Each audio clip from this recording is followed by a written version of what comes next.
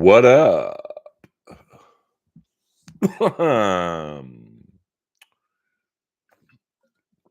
Friday Night Live in the Earlverse, done with no promotion. I want to see how that affects the numbers. As if they can't get low enough already. I want to see. I've been averaging about 120 views for Earlverse streams. What up, Dr. Nova? Always a pleasure. So let's see what it's like when I just hit record and see how many of the Earlomaniacs respond. Tomorrow night I'll be at the Comedy Store. I'm a Yura, number 2. Thank you. Thank you for joining us. You know, the Click 5 have a song called Friday Night. I'd play it, but I don't want to get my channel struck. That is a great cast.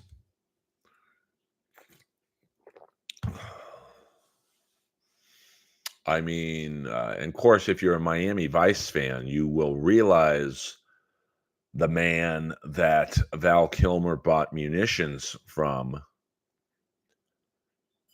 as Izzy from Miami Vice, the great character actor Martin Ferrero. He was also, I think he was in the pilot of Miami Vice as another character. He was the transgendered or the hitman in drag. And then, he was so nice and easy to work with that they brought him back and made him a recurring character, which Miami Vice did a few times. I know that the karate expert Joe Hess, I think, led the way. He played 4 different characters. I believe all 4 died. And then one of my favorite character actors of all time, the deceased Ned Eisenberg, played, I believe, 3 characters in the totality of the 5-year show.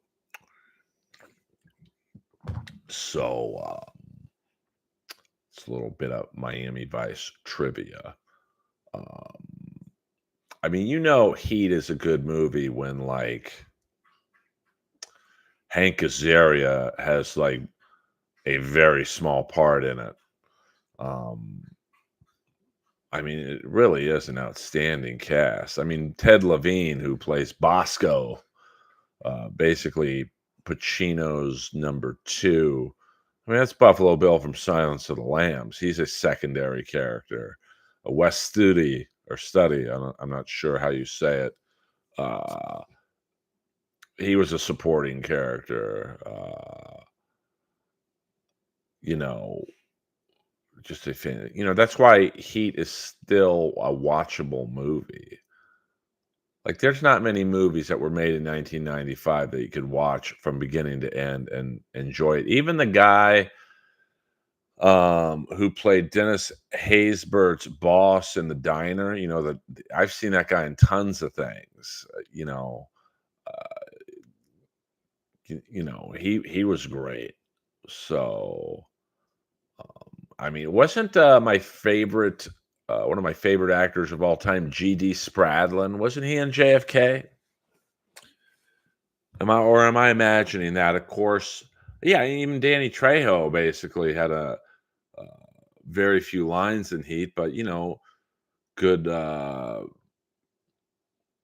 Even Tone Loc was good in Heat. And the guy who played Tone Loc's brother, just Tom Noonan with a small role in Heat. Wow, My Lost Interest. Clip it, My Lost Interest. $1.99 from the GOAT, of clip shows.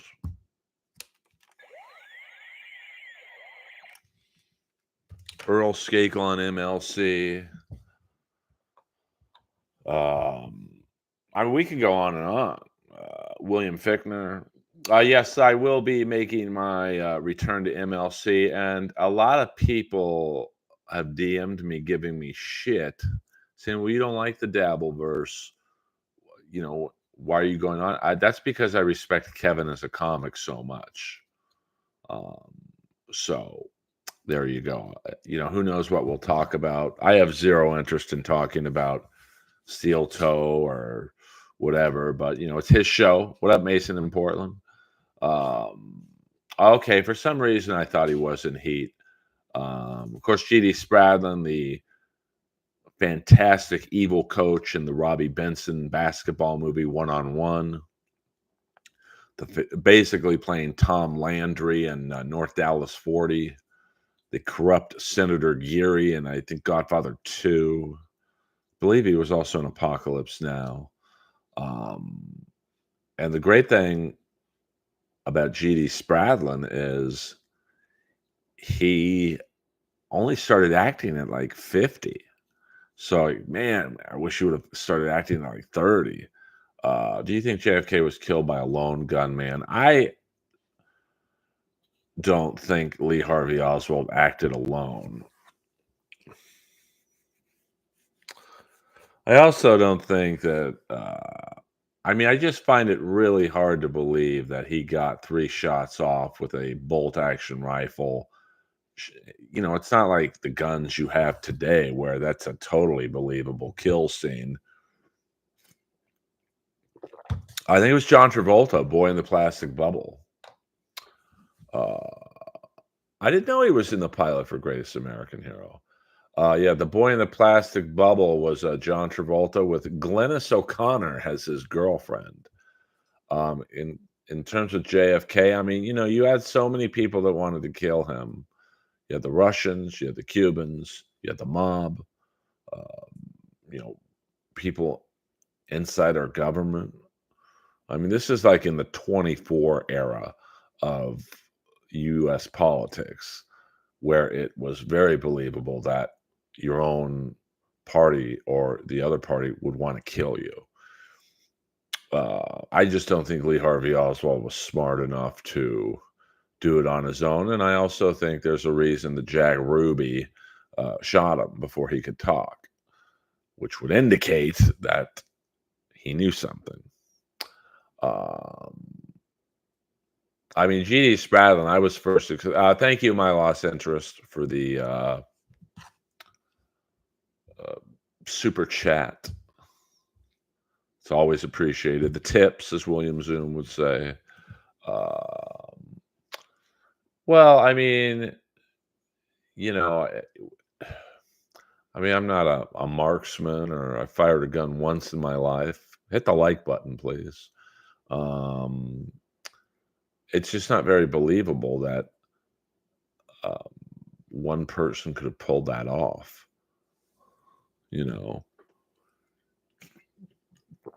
And the whole Jack Ruby thing, he was a Dallas strip club owner with mob ties. That kind of points the area towards the mob, because of the unions and Kennedy going after Hoffa, and of course, certainly later RFK going after Hoffa.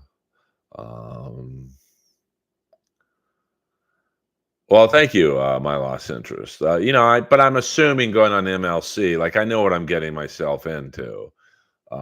I just don't have, and I also know that's probably why I have 11 people in the stream. When you look at, excuse me, getting over this cold finally, but I get it. People want to hear about, you look at Carl and who are these podcasts, and they've got over 1,000 viewers. Shuli's got over 1,000 viewers. MLC has around 1,000 viewers. Chad and Melton have 500, 600, 700 viewers. I know where the money is, but because I make money satisfactory to my needs and comedy and voiceover, I can afford to have a stream of 10 people. Uh, yeah, but I don't think the mob is barely literate Italians. I mean, when I say mob, I mean Jimmy Hoffa's buddies. Um, I don't think it's guys named Louis. I don't think it's like Rodney Dangerfield's bodyguards at the end of Caddyshack, Moose and Rocco. Um, but I think that, and maybe they're all tied in together. Maybe the mob, the Russians, the Cubans, and people in our government. Listen, there's a lot of shady shit going on out there. My lost interest. I don't believe that video. I think it's just an optical illusion. I mean, when I say you, I don't mean you specifically, but do you really think if the driver turned around and shot the president of the country that, no one would have picked up on that? Um, I want to hear a Skakel's take on Kennedy assassinations. Well, I mean, we've all watched the same shit on JFK's assassination. Maybe we should turn this stream into Ask Earl Skakel Anything. Of course, you have to super chat the Dabbleverse questions. Um, you know, I mean, I personally don't think one guy, Oswald was kind of this dim-witted lone wolf, pulled that off on his own. I think he had help. And then, where the help came from is, you could kind of, it's like Timothy McVeigh didn't blow up Oklahoma City by himself. He gets portrayed as a lone wolf, but he had help. Um, Staggy, what up? Mama. Well, the first Kennedy assassination question is free, and then the next one is $5,000. Um, I don't know who Buddy Rapperton is. Now, the RFK assassination, who rest in peace to my Aunt Ethel, who passed this week. That's an interesting one as well. I don't think Sirhan did it all on his own. Um, like I don't know what the Secret Service was like in '68. I mean, that literally happened 2 months after I was born. But that seems a little odd that you let some Palestinian guy, uh, he had to have stood out in that crowd, which was primarily white people. Uh, what if Lyndon Johnson shot Kennedy? I mean, listen, everything's on the table. It's never been solved, really. So, um, the stoolie was killed. Um, well, I don't think that, I'm not going to judge my view on Italian mob members from a movie. Kennedy film Warren edited. I mean, listen, I'm sure they did. I mean, who's your favorite Kennedy? Cortez Kennedy, the old Seattle Seahawks offensive lineman. Rosie Greer was RFK's main bodyguard, which probably in theory not the best to have a 400-pound black dude with multiple knee surgeries as your lead bodyguard. Um, the foreigner belt. I know who really killed JFK, but I'm not going to say because no one would believe me.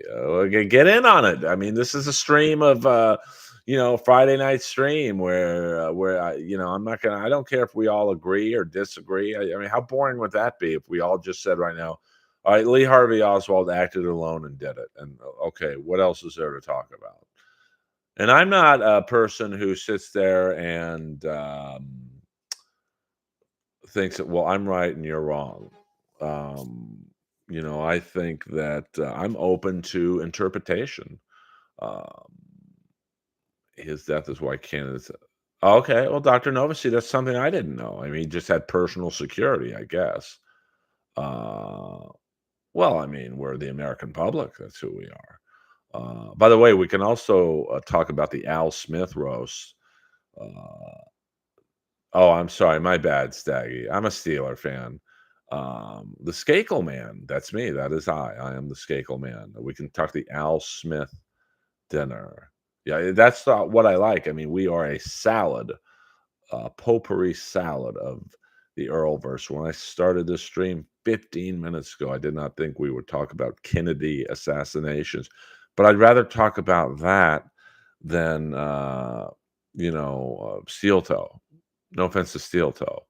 I thought Trump did very well with the jokes. I thought he went on too long. I watched the whole thing, and, I think he did close to 30 minutes, I believe, like 28 minutes and some change.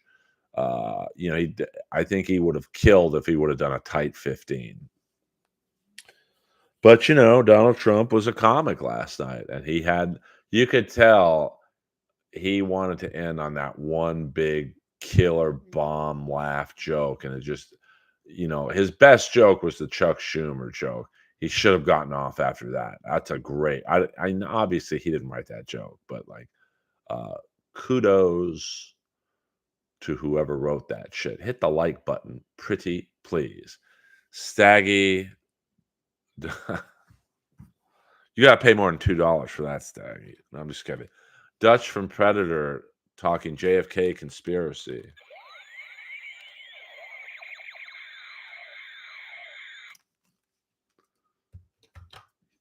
JFK will set up. He dropped a 6 of us in the meat grinder. JFK was expendable. I'm not expendable. If he bleeds, we can kill it. Thank you, Staggy. Um, so I mean, it's we'll probably never know. Like my favorite conspiracy. If I die, well, I'm going to die at some point, but when I die and go to heaven, and if I get like to ask God or whatever is up there one question, I'm like, did the three prisoners from Alcatraz make it? That scene was almost cut out. I've been watching some YouTube videos, and apparently Arnold Schwarzenegger was sick. They were supposed to do another scene, so they put that scene back in it. Of course, that's not my favorite Jesse Ventura, Richard Chavez scene. That, of course, is when they're in the helicopter and Jesse Ventura is offering everyone chewing tobacco. I can't say what he said. Bunch of slack-jawed. This stuff will make you a goddamn sexual tyrannosaurus, just like me. Yeah, strap this on your sore ass, Blaine. Worst Predator sequel. I mean, I checked out after the first one. I thought Alien versus Predator was great. And one of my favorite endings to a movie in the last probably 30 years, when the dead predators on the predator ship. That's a great background of the planet they're leaving, in the background. And then the alien comes up out of the predator's stomach. That was a great ending. Is Elvis, Minnesota laughing? I don't know who Elvis, Minnesota is. I saw a documentary that theorized JFK was. I mean, listen, anything's possible. And I'm not a big conspiracy guy. Like, I believe for the most part, most things, not all, but most things happen as they happened. I think his security detail was inept. I mean, you got to think now. I've been to Dallas, obviously, him being my uncle, I wanted to get the layout and look at everything. And like even back then, if I'm head of security for JFK, I'm going to be like, you know what? There's a lot of tall buildings around here, and we're kind of trapped in this jigsaw puzzle down here. I mean, I don't know if he should be in a convertible or I give him one of those Pope mobile things, but there are a lot of, I mean, we are trapped down here. 18, I know, hit the like, 9 likes. I think we lost one.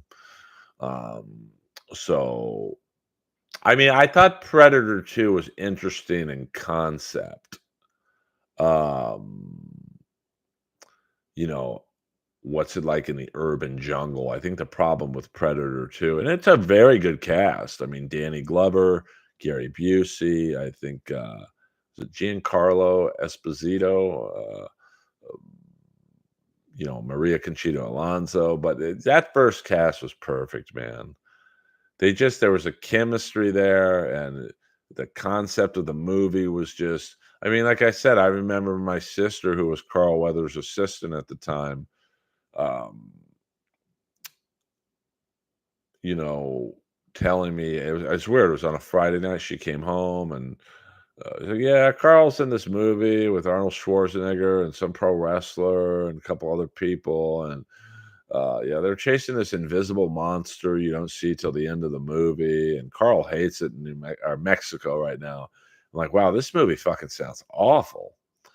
And then I remember going to see it opening night in Westwood at the Avco Theater, which is where all the big movies got their premiere.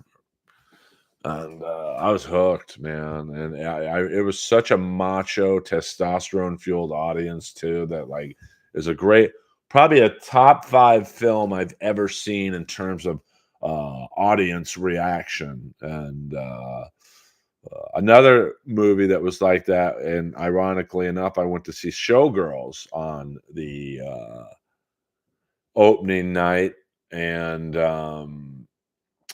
it was a great audience vibe in there because I think, you're watching Showgirls, the first 10 minutes, you're like, I don't know if this is a drama, but okay, it's a drama. A small town girl moves to Vegas to become a showgirl.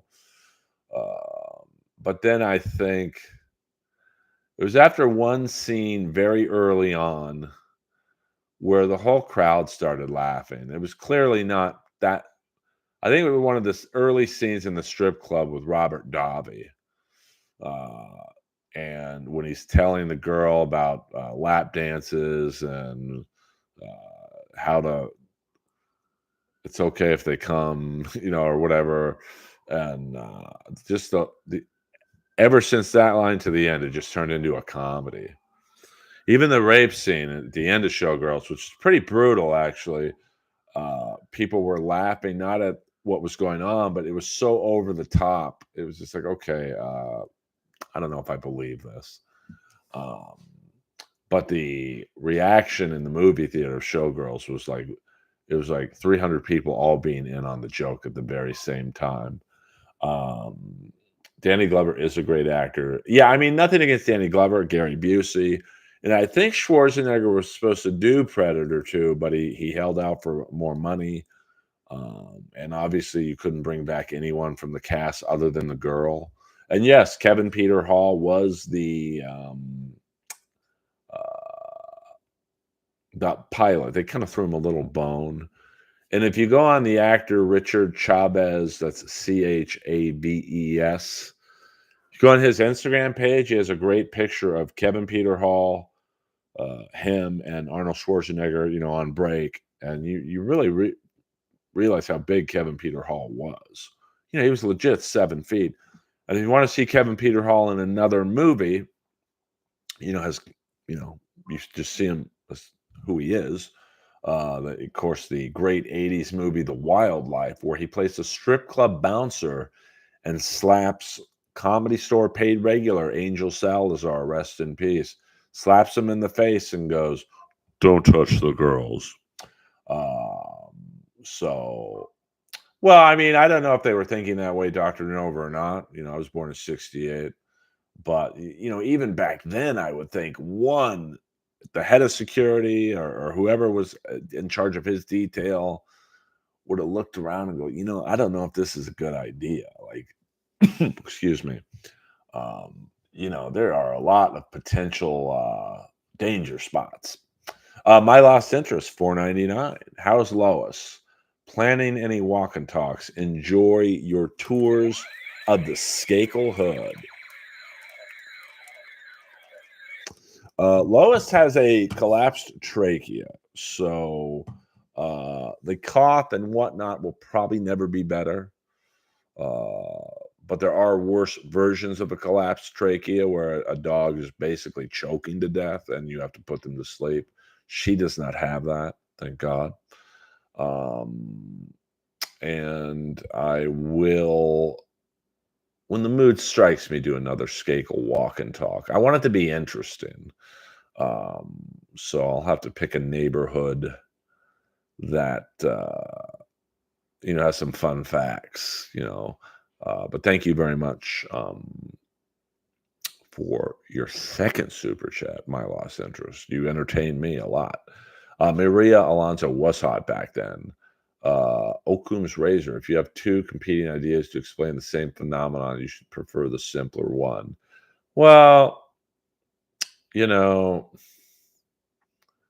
I mean, it's just so fascinating in JFK's case because so many people hated him.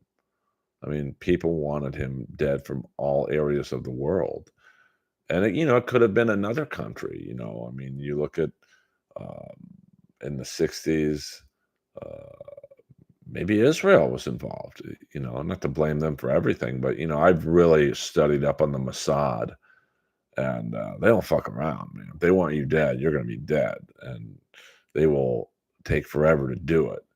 And, there's, every country basically has their own Mossad, KGB for Russia, the Iranian secret police. Israel obviously has, the Mossad. We have the CIA. So, it's just when so many people wanted him, JFK dead, and probably his brother too, especially with RFK going after Hoffa after JFK died, it could be any number of people. And I just think, usually they pick a stoolie. Like I don't believe the first Trump assassination guy, the long-haired guy from Butler, PA. I don't think he acted alone. How's a fucking 20-year-old guy with virtually no military training at all outsmart the Secret Service, the local police, and local you know, CIA offices? I just don't find that believable. Um, Queenon, $1.99. Better franchise, Die Hard or Lethal Weapon? I'll definitely go Die Hard because I like the first two Die Hards very much. I think this Die Hard 2 it's kind of an underrated gem. I mean, William Sadler was a great bad guy. John Amos, rest in peace recently. He was a great bad guy. My friend Patrick O'Neill, who is the sports reporter for not only the California Angels, but the Los Angeles Kings. He was the guy John Amos slit his throat in the van. Um, he's and Ryan O'Neill's kid. Rest in peace recently, of course. I checked that. The first Lethal Weapon's like Predator. It's so good that anything after it. And I know some of the other ones probably grossed more, because of Chris Rock and Joe Pesci, Leo Getz. I get it. But that first Lethal Weapon was just so good. And an interesting trivia about Lethal Weapon and Gary Busey, and it goes back to the party house in Big Wednesday. That was on the Warner Brothers lot, the Murtaugh's house, and two down was the Big Wednesday party house. So it's just kind of funny that what would that have been 10 years later? Big Wednesday 78, Lethal Weapon, I think was 87 or 88. That Gary Busey is getting into another fight, two houses down. So a little movie trivia there for you. And of course, both houses have been demolished. The Hog Live again, what a treat. Yeah, I'm trying to stream a little bit more. I mean, I'm trying to like figure out the algorithm still. And my theories I think are proving true from the standpoint of I don't seem to get a lot of new people from the streams. I mean, the streams are for the fans already. I think I get new followers or subscribers from the shorts, and I notice my stand-up clips do better than anything right now. So I'm definitely going to try and um, put up more stand-up content. So I'm trying. Yeah, I mean, I'm sure Lyndon Johnson didn't want him to. I mean, U.S. politics. You don't think someone in U.S. politics right now would love to take out Donald Trump? But back then it was just like it wasn't so easy to figure out the paper trail. So it was probably easier to like for a member of your own government to take you out.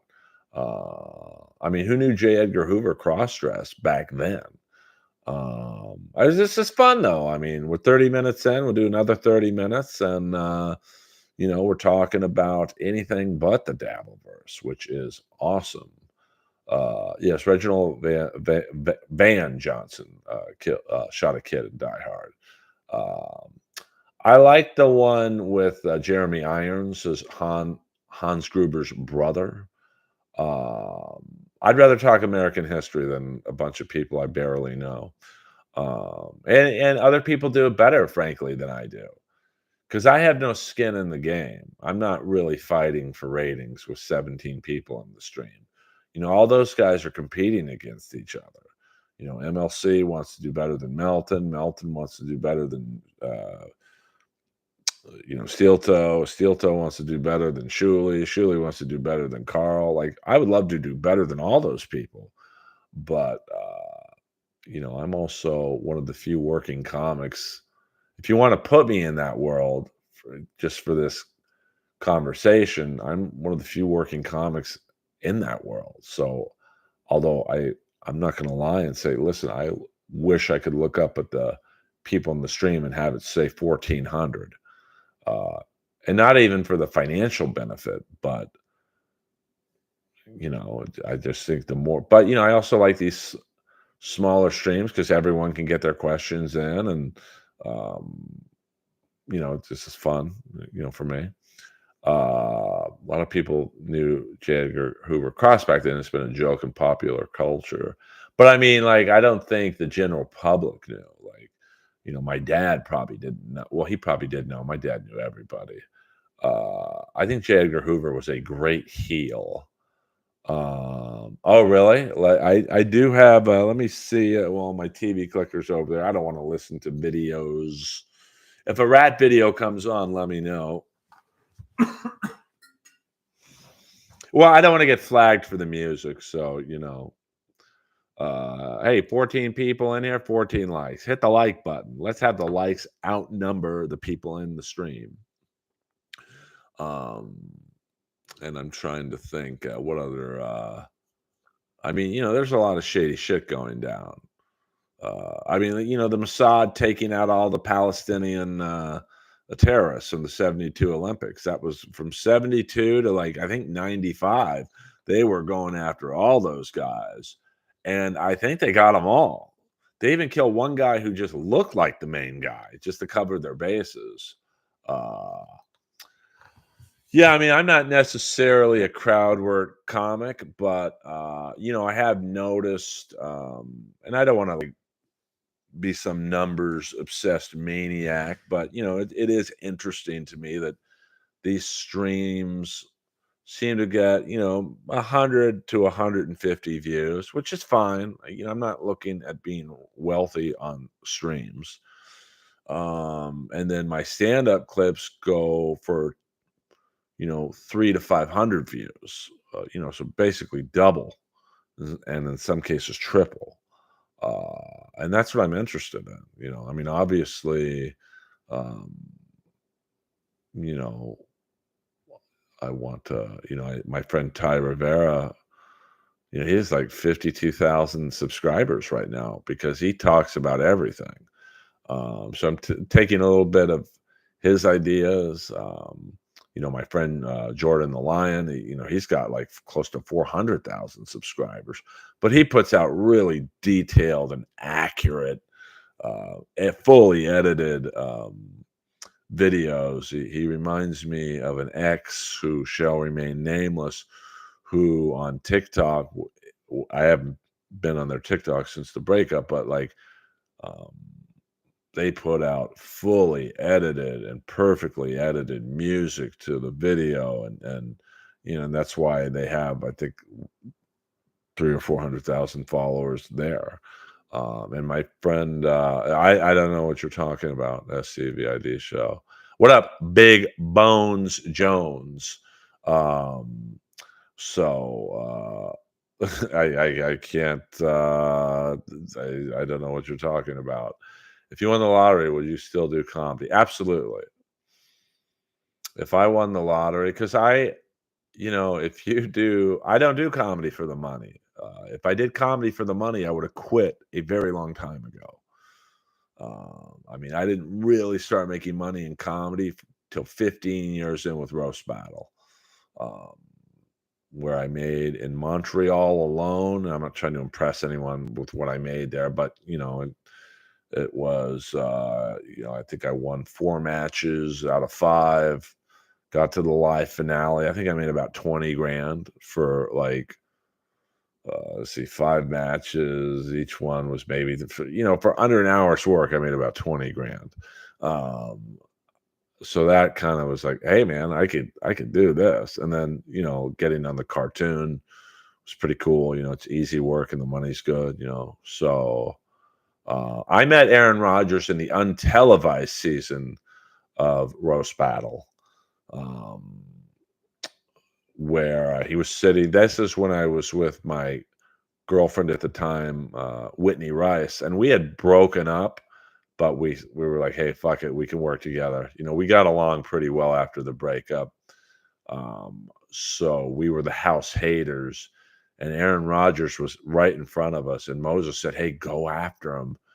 So, Whitney was really funny that night, and then there was a moment where I thought, "Okay, this is the moment to go after him." I said, "Hey, man, that's Aaron Rodgers in front of us, right, Moses?" He's like, "Yeah." He's like, "He must think you're one of those receivers he always overthrows." Not the greatest joke, but relatively funny. And I just remember Aaron Rodgers he was looking this way. He just looks up at me like this. And you could tell he was looking at me going, "Motherfucker, I make $15 million a year, bitch." And then I went to find him afterwards to apologize, or at least explain to him what Roast Battle is about. And I think he took off. How many comics give up? A lot.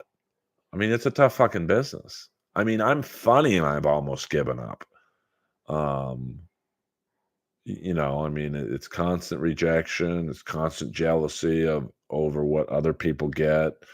Um, I mean, the older comics look at Matt Rife and go, "Fuck that guy," and I'm not to pat myself on the back or toot my own horn. Excuse me. But I get rejected in the voiceover world, and I have a fucking amazing baritone voice that I know I should be working more. So I not only get rejected in stand up, I get rejected in the voiceover world. So I get it from both ends, from both holes. ACDC, did you click the notifications? Earl, I'm number one fan. I never get YouTube alerts for your show, even though I'm subscribed for them. I think William Zoom told me the same thing. I don't know what to do about that.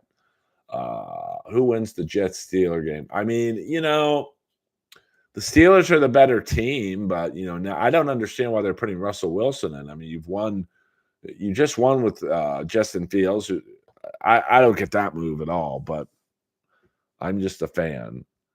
No, I like Rife. I've never really met the guy. I think I talked to him once on Twitter and DMs. Rife is doing exactly what I'm doing. Like last Sunday, I put that set from the Comedy Store out, hoping it would go viral. Now it didn't, but it did well enough on Instagram and a couple hundred views on YouTube. That's what he used to do. I mean, I knew Matt, when he couldn't get booked in LA, only on his own show at the Laugh Factory. So I admire the guy. Um, so I got no beef with him. He actually motivates me because I think arguably I'm just as funny as he is. So the fact that he can do it makes me think I can do it. And it sounds like, and I have no reason to kiss his ass. I don't want to open for him or anything, but like, um,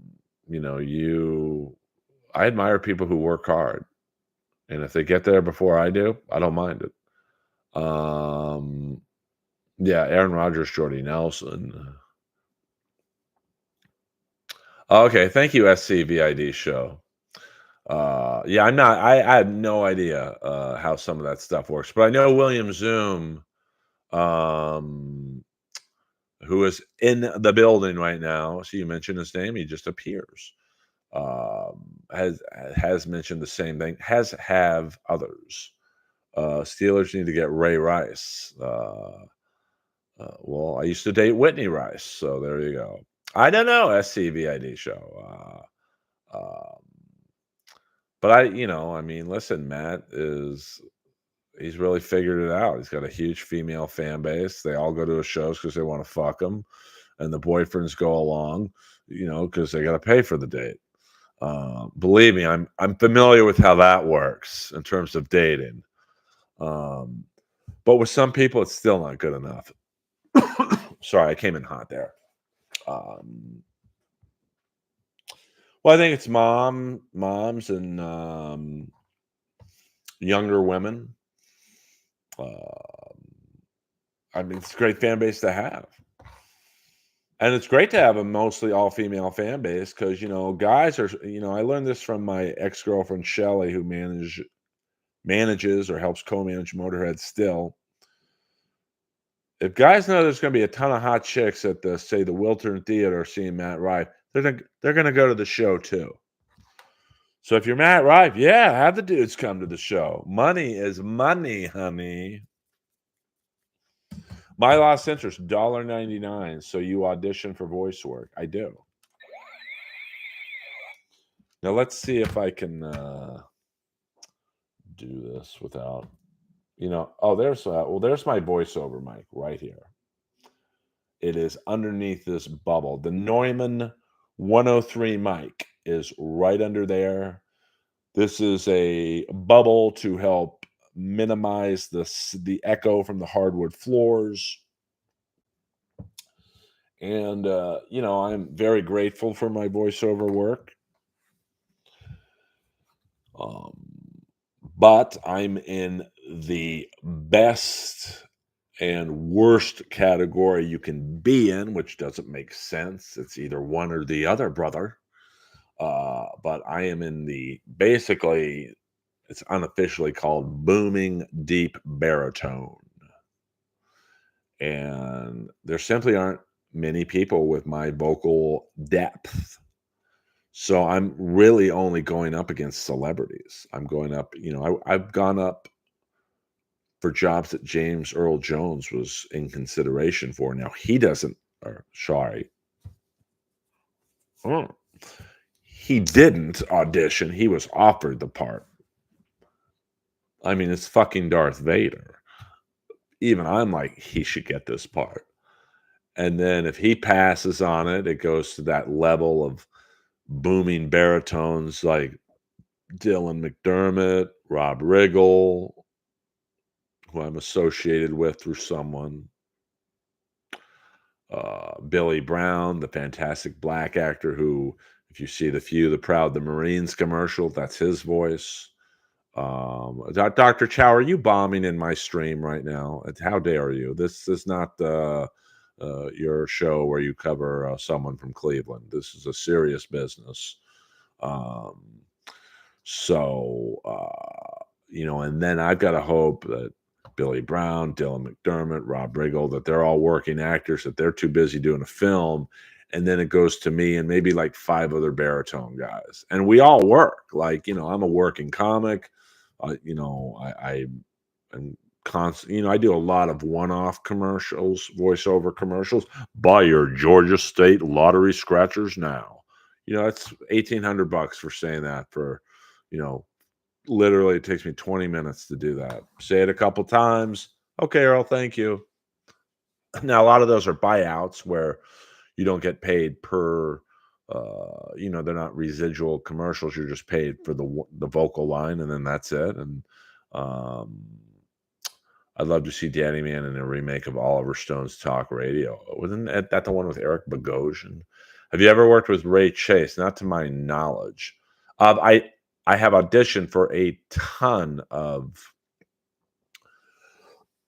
excuse me, video game bad guy roles, but so far none. I mean, those are typically going to go to bigger names.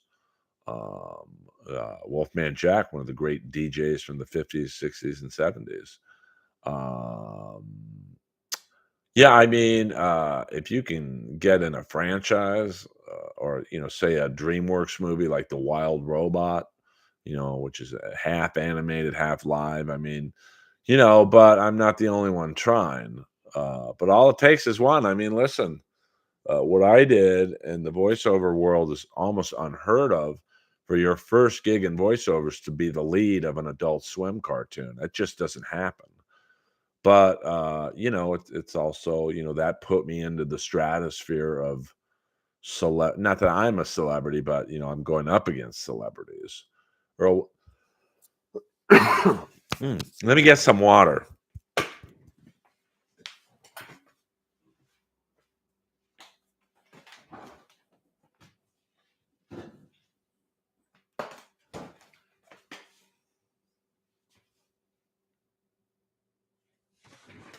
Actually, let's get an energy drink. F it.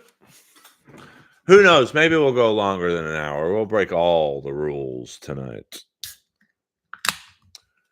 What's your favorite video game? I mean, my favorite video game of all time? I mean, I do appreciate the video games of yesteryear. I mean, I had so many fun memories playing Blades of Steel with my friends. Um, Tecmo Bowl, Odyssey baseball, where literally the figures were stick figures. I mean, this is what the left fielder looked like in Odyssey baseball, a T. Um, and the ball wasn't even round; it was like octagonal. I mean, my favorite video game of all time is probably the one I'm playing right now, and it's just so technologically cool. Is NCAA College Football 25, because like the first couple seasons I played was USC, and then I started losing, so I got fired. Like I didn't even know that was an option. So then I got offered a job for UCF, University of Central Florida, and you build your you recruit, and like obviously at SC it was easy to get 5-star recruits, but at UCF it takes you a couple seasons before 5-star recruits want to come, so you really get involved in it's very interactive. um I'm a big Eric Bogosian. This is Ghost energy drink, Big Bones Jones, sour pink lemonade. Now, if you're talking video games, like, where I had to go to an arcade, like Westworld and Westwood, Galaga was my favorite. What dick pill are you ingesting tonight? None. I am single Earl does not. I only do it when I know I'm getting some punane for sure. Now, tomorrow night, I'll be fully doled out in the leather accessories, custom leather pants, custom leather jacket, a skin tight, probably Judas Priest t-shirt. And who knows, I might take one, just to make the bulge in the leather look a little large. I never played Grand Theft Auto. I'm a sports guy. I'm a sports guy. I play Madden. I don't like the NHL game for PlayStation 5. It's just too fucking complicated. I want to shoot and pass. But you got to do like all these things in a specific order. Plus, you got to hit the stick for them to skate. Ironically, Pierre-Luc Dubois last year for the Kings had a horrible season, both in the game and in the regular season. And from what I hear from my contacts in the Washington organization, um, he's not off to a great start there either. He's been on 4 teams now in 5 years. Uh, uh, the best Grand Theft Auto, Ray Liotta. Yeah, I mean, for some reason, AEW game's horrible. It looks like you and me did the graphics. Have you ever seen 1985 movie Torchlight? Oh, I didn't know about that. Ian McShane played Eddie Nash. Are you sure on that? I have not played the RoboCop game. The problem with NCAA College Football 25 is even if you only play 5-minute periods, the game takes like 40 fucking minutes. I don't know why. Now I could also there's options to not have the highlights play after every but my friend Andrew Stovkin, who did all the cover art for the Inappropriate Earl podcast, I will play that game, and I'll probably like it. You know, every now and then it's nice to play a non-sports game. But I'm horrible with games like that because I can't figure out the strategy. You know,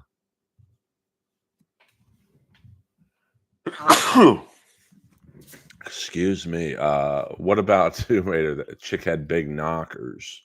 Um, I'm an Ian McShane fan.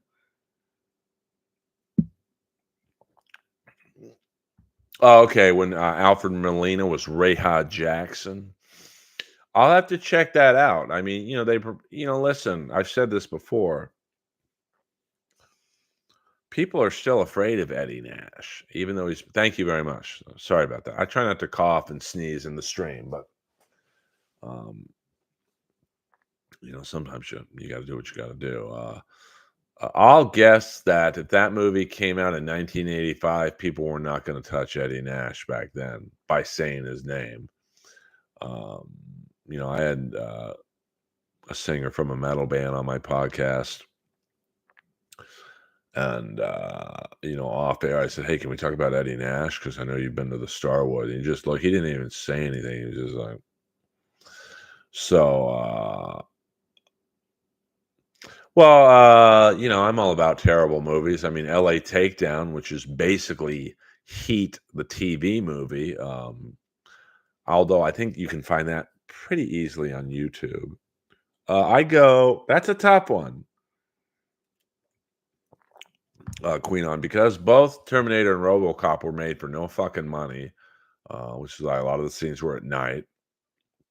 It's a very guerrilla shoot, kind of like Nighthawks. Was a lot of scenes were filmed at night. The Warriors um, was filmed at night and in gang neighborhoods, so they had to have like wink, wink, nudge, nudge agreement with the gang members of Coney Island area. I liked Alex MacArthur. He was a good actor. He was just right on the verge. He kind of uh, he played the Vincent Hanna character. But someone made this a good point. I don't know. I was on some website, and they're like, he was too young to play the grizzled. Um, no, I think Alex MacArthur was he the yeah, he played the De Niro character, I think. He was too young to play a grizzled bank robber, because he was a very good-looking guy, and this is, what was LA Takedown in the late '80s, I think. Now, in the TV show I was in with him, The Fifth Corner, he was young back then, and being with him on set and I was only in 1 episode, but only I think 5 I don't even think I think 3 episodes aired. I was like, "Damn, this guy's good looking." He was the guy in The Mechanic.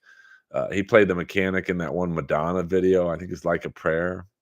Um, so, um, The Wildlife, greatest B movie ever made. I mean, I don't know if I'd say the greatest,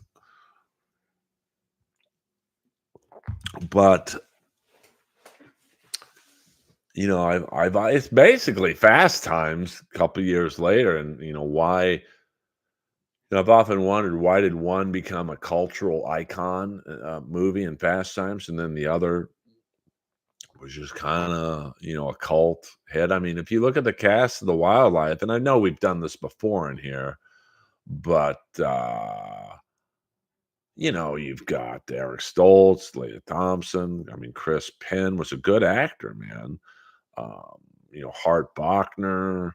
Um, and then the cameos were, Robert Ridgely, obviously, the Colonel from Boogie Nights. And then you had the fun cameos like Ron Wood and Lee Ving, Kevin Peter Hall, the Predators, the strip club bouncer, Michael Bowen, the quintessential poor man's William Zabka, I guess you would call Michael Bowen. You had Angel Salazar from Scarface and Comedy Store Paid Regular. Um, just a great cast, but it's weird. Some movies just do well and others don't. Um, I played 11 seasons, won 10 national at 4. Yeah, I mean, I love Cold Sea. So when I played USC the first couple years of NCAA College 25, I think I won 2 national titles. And then the 3rd year I went like 5 and 6 because I lost a lot of my recruits. So I love shit like that. And then the last season I went 1 and 11, and I go to start the next season, and I got like a notification saying that I'd been fired as the coach. So I kind of like that. It adds a sense of realism. And then I got a job offer to coach the UCF, Universal Central Florida, and my first, I think I've won 3 Big 12 titles and 1 national championship, and now I'm starting to get the 5-star recruits. It's just fun. I mean, it's a great way to de-stress from the stressful world of stand-up comedy. Um, I mean, oh, and Rick Moranis from Wildlife, Jenny Wright, of course, Inappropriate Earl alumni. Um, it just didn't hit, and I remember commercials for it a lot because it had a great catchphrase, "It's casual." And Chris Penn was a kind of a buffer version of Sean Penn, so, I still to this day don't know why, it didn't do well. I mean, one of my favorite movies, I don't think I've ever talked about it here, was, the '77 movie Roller Coaster, which was the first movie ever done in surround sound. And basically, it's about a terrorist who blows up roller coasters, and Timothy Bottoms, who I think later played George Bush in some TV show. He was like a very atypical bad guy. He was always good guys.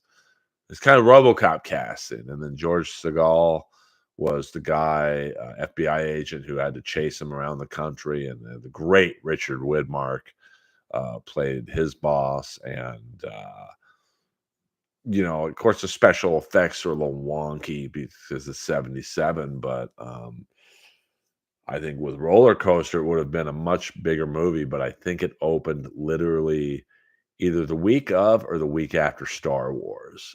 I mean, you couldn't have picked a worse time to open up a movie. So it kind of died at the box office, but it's kind of a cult um, movie. And then even 52 Pickup, which you guys know is probably, along with Big Wednesday, my favorite movie. Why did 52 Pickup kind of flame out at the box office, and a year later, Fatal Attraction, which is essentially the same plot, it's not porn related, but, a cheating husband and the turmoil that the cheating causes. It's the same, basically, skeleton plot. Um, but then I saw a documentary years later on Netflix. Fuck, I wish I could remember it, but it was about Golan Globus and Canon Films, and basically, um, they brought up 52 Pickup, I think, say, "Hey, we didn't have any money in the budget to promote it because everything was going to Delta Force," which was the Chuck Norris movie. Oh, the wildlife is constantly on now, like, but it should have been a bigger movie. Um, just some movies pop and some don't, and there's the same plot. I mean, basically, Fast Times and Wildlife are essentially the same movie. Some might even call The Wildlife a loose sequel, even though there's no tie-ins to Fast Times. But it's just you know, it's Hollywood. It's the same thing with TV shows. I mean, we all have talked about that Ray Liotta show Smith. Should have been a big hit. Great cast. You got Ray Liotta, Virginia Madsen, Simon Baker, Johnny Lee Miller. Um, I think Frankie G, who's like a well-known character actor. They didn't even finish the last episode. They just said, "Fuck it, cancel it." All the shit that's on TV now, and Smith couldn't even get a full fucking run. Do you think they will be big stars? No, I don't think people will care if the Menendez. Yeah, I loved Reckless. Is that the one with Aiden Quinn and Daryl Hannah? Um, you know, I don't know if they need to let Trump headline the main room. That would mean I'd get fucked out of a gig. Oh, I didn't know Cameron Crowe. Jesse Lee Peterson is both. Jesse he loves stirring the pot. He's prime time Stein, baby.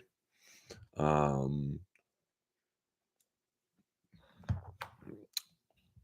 I know I saw Tommy Chong, and I mean Jesse gets decent guests.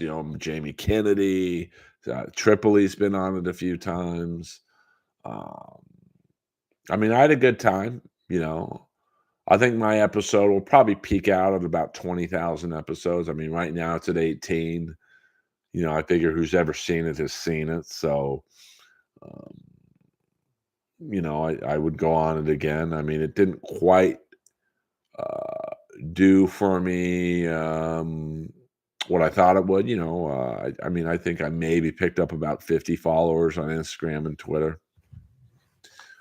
You'd think you'd get a little more from someone who has, on YouTube anyway, a 500,000 subscribers, and even the Fallen State, the individual page has about a 500,000 subscribers. So, um, yeah, but I just think that people have moved on from the Menendez brothers. I mean, I don't think the miniseries was a hit by any stretch. I don't know of anyone who watched it. And I think Ryan Murphy's kind of played out, to be honest with you. Like, I love him. Like, I've loved a lot of the things he's done. But the one thing I didn't like about the Menendez brothers is that they really shoehorn the gay stuff. And I get it. It's Ryan Murphy. But I knew those kids. They weren't gay, man. It's just I couldn't even finish it, to be honest with you. I'm struggling trying to finish Tulsa King, but Frank Grillo's in it, and he's one of my favorite character actors of the last 10 years. So we'll see what happens. Uh, I mean, I don't know what the Menendez brothers would do for money. I mean, you could probably charge for appearances on the talk shows, but well, Frank Grillo, I first became aware of him in Blind Justice, which is another one of my favorite um, guilty one season under TV shows where a New York street cop is blind and he's still allowed to carry a gun. Starring the great Ron Eldard as the blind justice cop, and I think Frank Grillo and Reno Wilson, I believe, was in that. Um, so I remember I saw Frank Grillo at Equinox. I'm like, "Hey, I loved you in Blind Justice," and he just looked at me and was like, "You're about the only one, bro." Um, hold on, hold on. Well, I can't. I don't want to play it, Ross, because the music might get me struck. Even though the music or the TV is at a low level, I got enough going against me in these streaming world. So, um, yeah, I mean, I liked going. I would go on again. I mean, I don't know what we would talk about again. And the interview probably could have been a little better, but I don't know if he does them like this all the time, but he had done 2 other interviews back to back, and I could tell he was a little tired. Like, we did 10 minutes of that show before they realized one of the cameras wasn't on. So, we had to restart. Uh, 100%. I mean, um well, I mean, I get it. It's sensational. Think, "Oh, maybe the Menendez brothers were lovers." I mean, I saw those kids for years, the same restaurants I went to, the same nightclubs, the same gyms. Never once did I get a gay vibe. Now, am I following them home, watching them? No, but like I know who's gay and who isn't. Very few people who are gay escape my radar. So I just thought it was just, I don't know, sensationalizing. I don't like that shit. Although Ari Grainer, I thought, did an amazing job as Leslie Abramson. Ari Grainer from I'm Dying Up Here. Uh, yeah, the good-looking black guy with the beard. I mean, that seemed a little Dr. Nova. You are a Piazza. Um,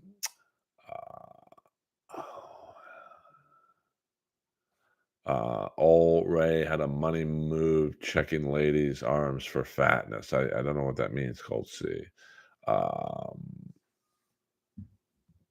they did the same thing with Adnan Saeed. Who's that? I don't know who that is, William Zoom. Jamie Kennedy is great. Um, he has invited me on to his podcast because he did Inappropriate Earl.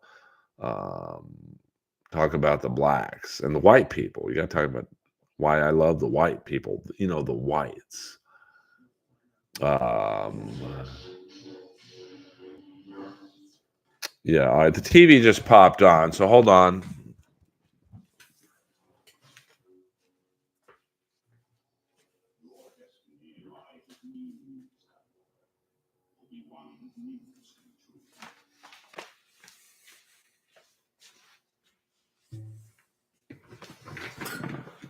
So, it's funny. James Earl Jones just popped up on my screen. Your destiny lies with me, Skywalker. Obi-Wan always knew. Um, but in terms of, the shoehorning of the gay angle and the Menendez, there's just no evidence. And I hate it. Now I know that Monsters was not a documentary, and going into any Ryan Murphy stuff, they're going to shoehorn the gay stuff. But you know, I don't know. I didn't. I couldn't finish it, so I started watching it just to see Ari Grainer in it. But Earl, would you have Earl, would you have hung around with the black guy in jail? Not probably not. But at some point, if you're in jail for life, it's not really gay. It's just the only option. When it's the only option, maybe.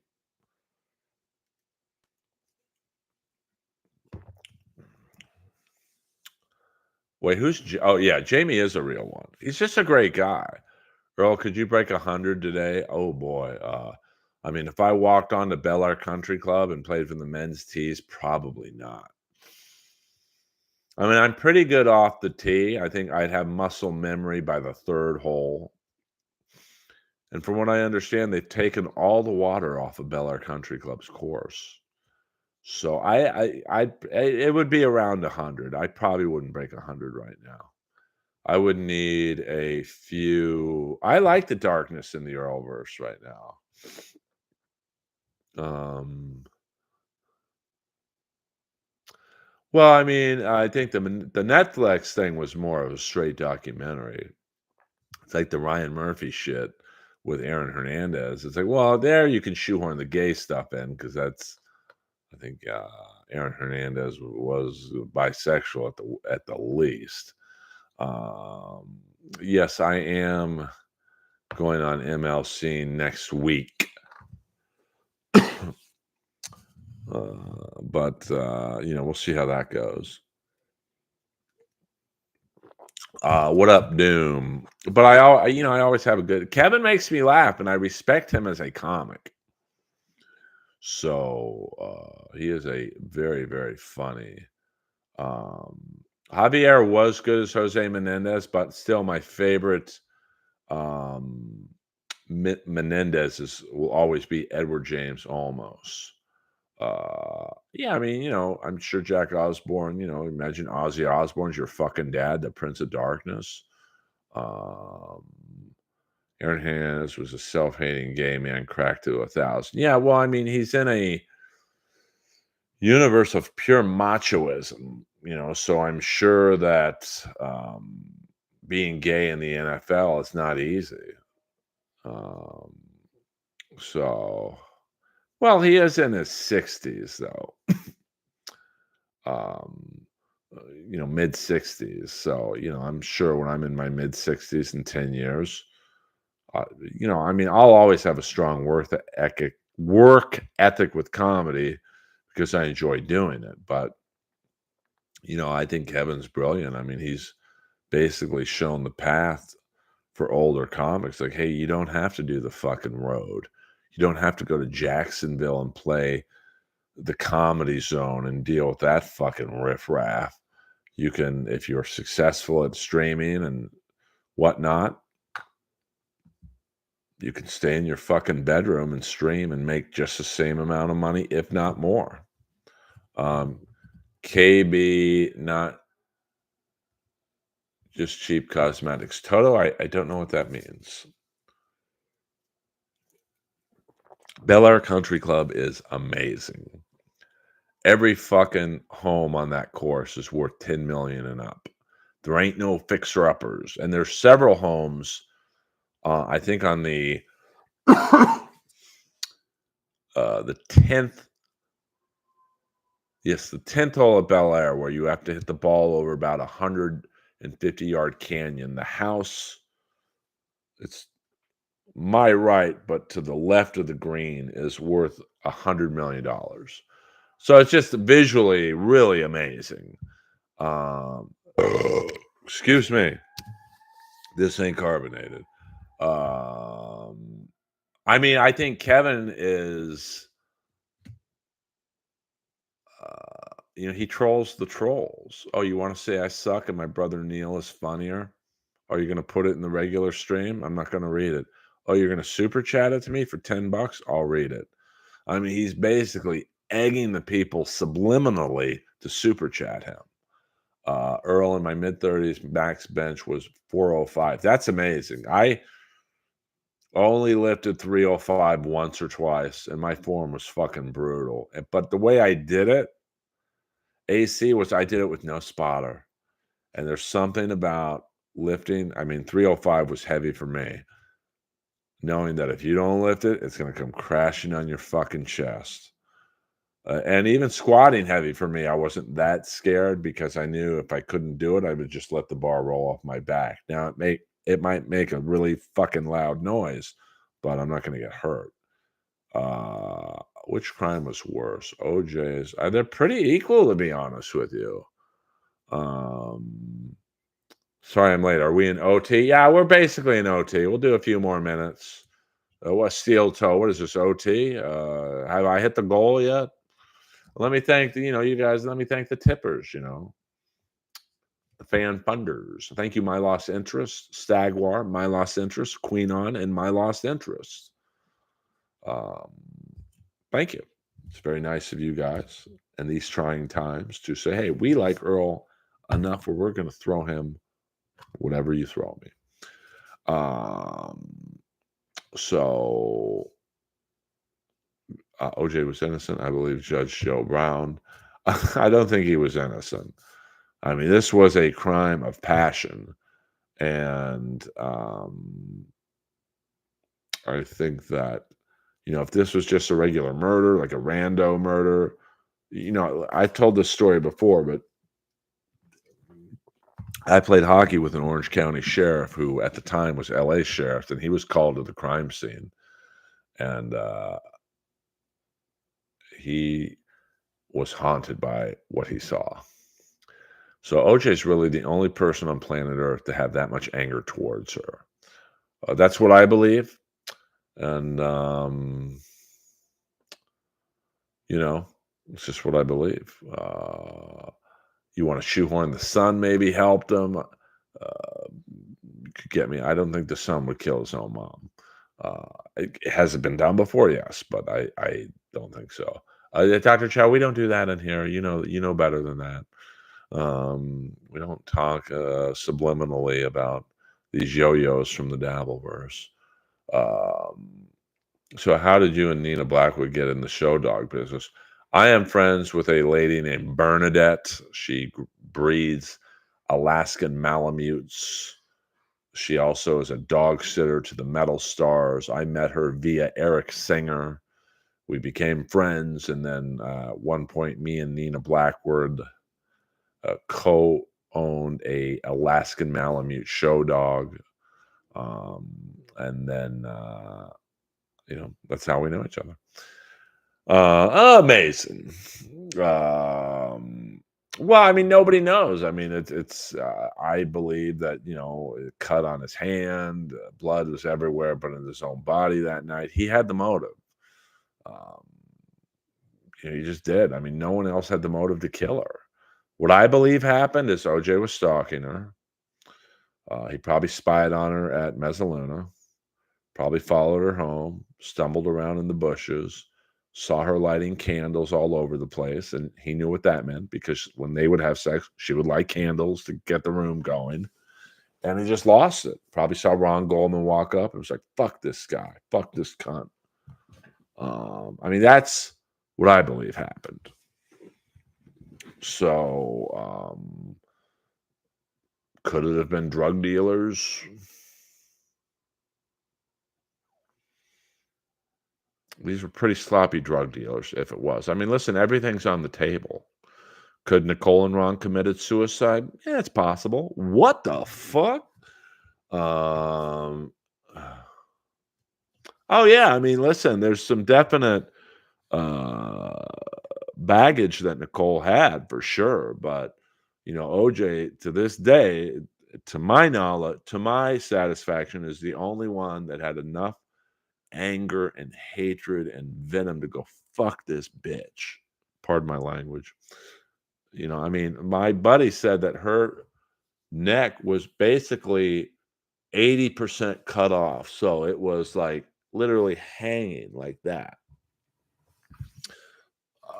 So, I don't think drug dealers are going to kill people, person in terms of Nicole who owe them money. They want the people alive so they can get the money. They might threaten to kill you, but at the end of the day, every drug dealer I know, and I know some, I met some drug dealers in my comedy world that I live in. They're not going to kill someone who owes them money because they want, you kill someone, they ain't going to pay you the money, honey. I like this red on the TV right now. Yes, OJ is in hell. I mean, I agree with you there, ACDC. Well, I don't know about that. We can talk about Clinton tomorrow. We're about ready to. No, I know what Colombian necktie means, um, but I just don't. The drug dealers, like I said, the drug dealers I know would not kill someone who owed them money. They might kill your dog or something, of that nature to go, hey, we're not fucking around, but they're not going to kill you until they get their money back. Then they might kill you. Yeah, it was a crime of passion. I mean, um, it just uh, is. Yeah, I mean, OJ was jealous. He definitely didn't like her porking Marcus Allen. He probably saw Ron Goldman walk up, good-looking white kid. Fuck this guy. And well, listen, I'm not saying I'm right, Colt. See, I will watch the Joe Brown. I've never seen it, but I believe what I believe. Um, and I just don't.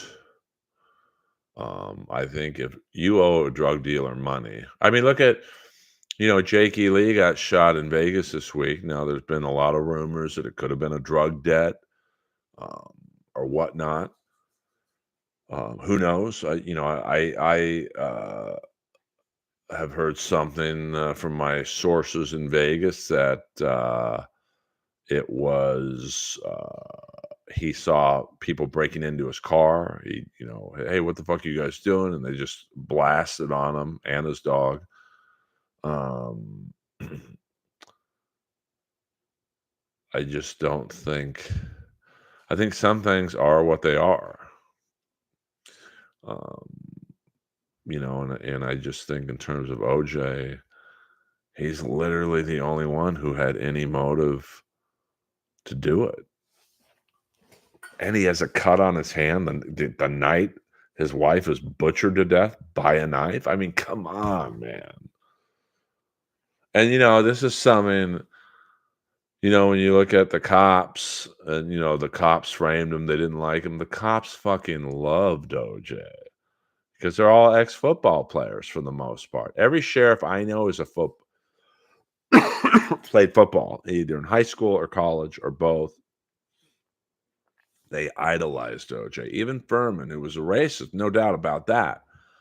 But I think Furman said, and it's documented, so you can't really lie about this, um, that they were called to OJ's house something like 20 times for domestic violence. Now, if, in my past, if I was had 20 domestic violence disputes, I would have been in jail probably after the first one, let alone the 20th one. So I never bought into the theory that the cops were in on it to frame OJ.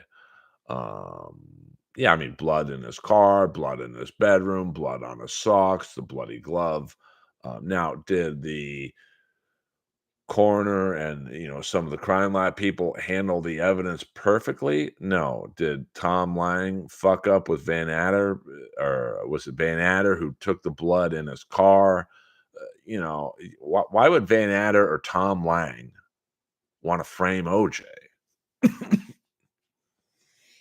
It just makes no sense for anyone else to do it. Um, it happened June 12th, 94. I think the trial, I want to say it happened in 96, but I could be wrong. Um, yeah, I mean, can you imagine, William, that, everyone has tried to portray the LA cops, and there's bad LA cops, no doubt about that. Look at the Rampart saga. You can look that up on YouTube. Some other things, but in this particular case, I don't think the cops in the middle of the night got together with the coroner's office, the crime lab people, the ambulance, and said, "Hey, let's fucking get OJ. I'm gonna put this bloody glove over here. We're gonna drop some blood droplets in the bathroom. We're gonna drop some blood on his socks." I just don't believe it happened like that. Well, I don't know if I'd say he was a huge OJ fan, but I think that he was probably a loose friend, like cops are with celebrities. Um, yeah, I mean, I think two things can be true at the same time. I don't think OJ was framed by Mark Furman, but what lost the case, and I've often thought, to me, it wasn't the bloody glove. You must acquit if it doesn't fit. You can still kill someone with a snug glove on. But, you have to give it to F. Lee Bailey. What lost the OJ case to me, I mean, if I'm on that jury and I'm watching everything, and I'm probably bored to tears at that point of the trial, and F. Lee Bailey in his cantankerous 50s gumshoe detective style questioned Mark Furman and saying the N word probably 5 or 6 times in court. So you swear, Mr. Furman, on your life that you've never referred to a group of African Americans and you've never once called a black person I mean, just drilling that home that Mark Furman is saying he's never said the N word, and then hit play and he's saying the N word more than ludicrous. That to me is what lost the case. Um, well, listen, the like I said, I think the cops and really the crime lab people, and Van Adder probably erred in leaving the evidence in his car, or I think it was overnight or something. But they had no reason to frame him. They really didn't. They went out of their way to protect OJ for a very long time. So the man, the myth, the legend. Yes, step aside, Jesus. I am live, baby. Not for much longer though. I mean, it was maybe the greatest cross examination in the history of the legal system. Because after that, or one of the lead detectives, I mean, probably the lead detectives were considered Lang and Van Adder, but Furman was, up there. And once you discredited him, game over, Red Rover. Um, I said the N word 7 times last night playing USC and the NCAA college football. Catch the ball, you. I'm just kidding. So yeah, I mean OJ. That was probably the funniest thing when OJ started hanging out at Roscoe's, which is in the fucking hood. OJ hadn't been north of Wilshire in about 20 years. I mean, he was the whitest black guy in the history of uh, the legal system. Yeah, you never really hear F. Lee. You hear Johnny Cochran with the. We'll go 5 more minutes, guys. It is Friday night. But you never really hear F. Lee Bailey get the credit. But to me, that's what won the case. So you've got 3.5 minutes to ask Earl Skakel any question. And this will be the end of a amazing stream. I say the N word every night when I do my prayers before I go to sleep. What the fuck? Hello. Well, I was raised by a black man named Leroy Prince. So the N word to me is a pretty bad word. Lois used to sleep in the bed with me, but ever since Annie the German Shepherd passed away, Lois loves sleeping in Annie's very big dog pillow provided to me by a comedy fan named Eric, who the day I adopted Annie sent me $100 gift certificate to Chewy.com, and I bought Annie a very large bed. Me and someone else did. Yeah, I mean Barry Sheck and the other guy with the glasses and the mustache. You two step aside, Jesus. Thank you for the kind words as always. You guys have been good to me. I'll probably do a stream tomorrow a little earlier than tonight. I almost didn't stream tonight, but I was feeling it. You know, I prefer Jakey Lee over F. Lee. Jakey Lee Bailey. Hello. I mean, the prosecution, I thought, did a good job from the standpoint of showing that, hey, there is a fucking mountain of evidence against this fucking bastard. Eric Marino, I don't know, just joshing. Easy123. You seem like you have some inside baseball knowledge of the LA comedy scene. Thank you, my lost interest, and good work with all you do. Plug your YouTube channel, my lost interest, so people can watch your clips. You really clean up the fat. So if you are interested in the Dabbleverse, my lost interest, and I believe Stalin 19 are the preeminent clippers of the Dabbleverse shenanigans. Colt C. $4.99. The Joe Brown interview is over 4 hours on the art of dialogue. I'm open to someone changing my mind. Thank you very much, Colt C. Like I said many times before on this stream, I don't argue in here. I just tell you what I believe.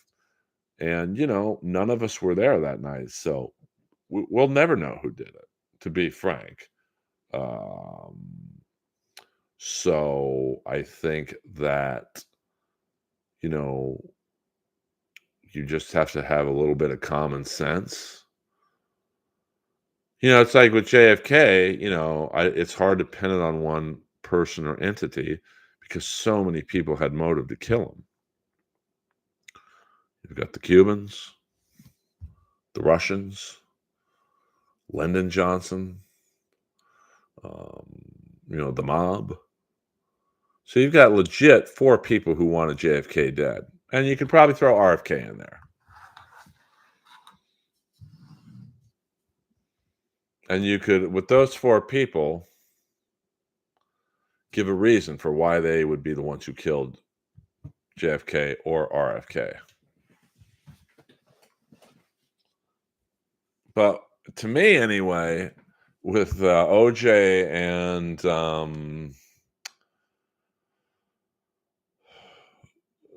it's just like, okay, there's OJ, and I've never believed the Colombian drug deal theory. I just, like I said, I hate to repeat myself a lot, but drug dealers aren't going to kill you if you owe them money, because then that means they don't get their money. So to me, anyway, it's OJ is the only one who had a reason to do what happened, and it really, he was jealous. He was a stalker. And in my mind, I could just see how he did it. Queen on dollar or no, I'm sorry, Queen on 9.99 in Pittsburgh Steeler colors. Come on, people, tip Earl. Hells to the yeah. Um, Thank you very much, Queen on. A shady meeting happened the night before in Dallas. Just saying. Yeah, I mean, best meal at Sambo's, the omelet in Santa Barbara is the bomb diggity. I won't say who I was with the last time I had it, but we don't have to get into that.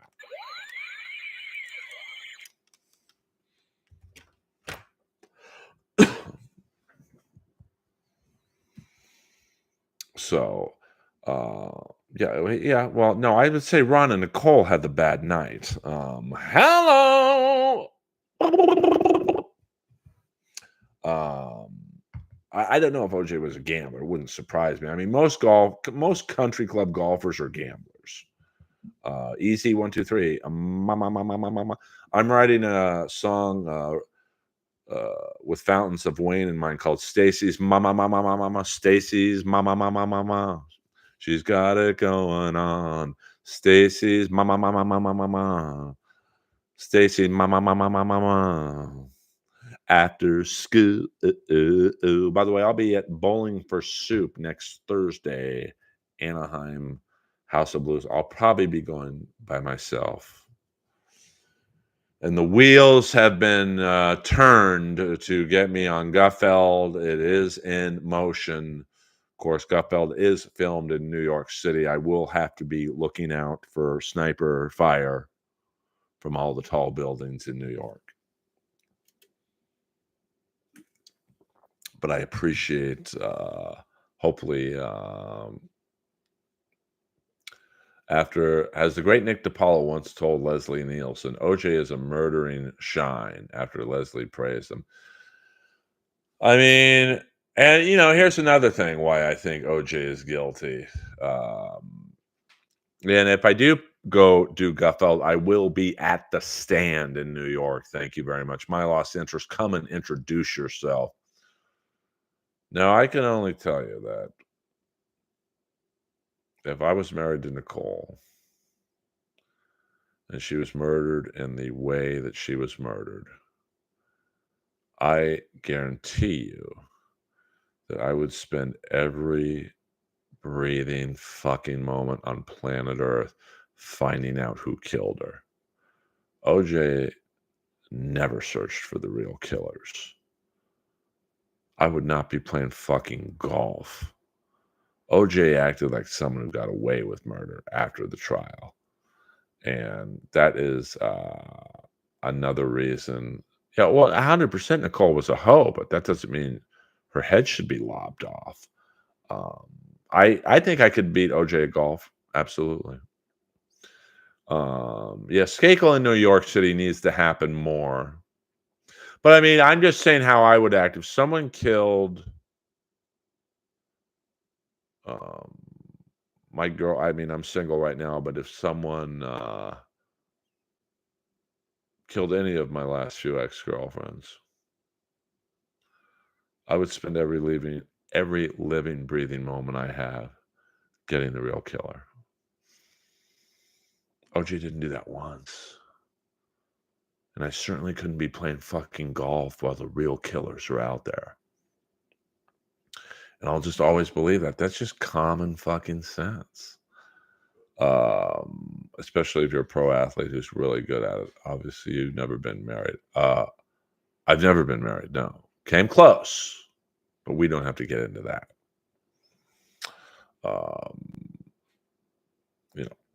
Uh, I know Emily Campagna from I mean, listen, a good word is a good word, but I'm pretty sure you have to really be dialed in with Gutfeld. Uh, I'll listen to Joe. I'm open. Listen, I listen to 9/11 fucking documentaries all the time. Um, but and you do a book called If I Did It. So let's just say I can just tell you how I would act.